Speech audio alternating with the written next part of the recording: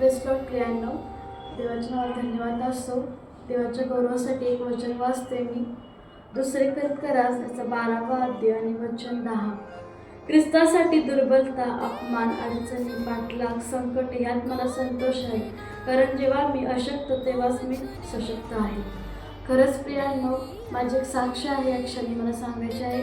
काल 1 जानेवारी होती आणि आम्ही काल प्रार्थनेसाठी बाहेर गेलो होतो.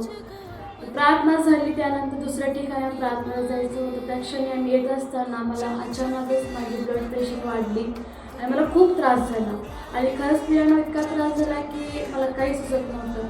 पण प्रभूनं कसं असतं, यावेळी या समयी आपण 2025 संपून 2026मध्ये एंट्री करत असताना आपल्याला हर एक प्रकारचे अपमान, पाठलाग, संकटे सर्व काही आपण जेव्हा प्रार्थनेमध्ये वाढतो त्यावेळेस सर्व काही संकटे आपल्यामध्ये येत असतात.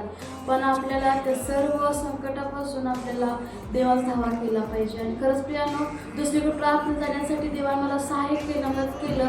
आणि खरंच प्रियांनो, वचन काय म्हणतं की कारण जेव्हा मी अशक्त त्यावेळेलाच मी शस्त आहे. खरंच देवाने मला कार्य केले, हे वचन मला प्राप्त केलं. हे सर्वांसाठी वचन लागू करून होऊ दे म्हणून देवा मला धन्यवाद. आमेन.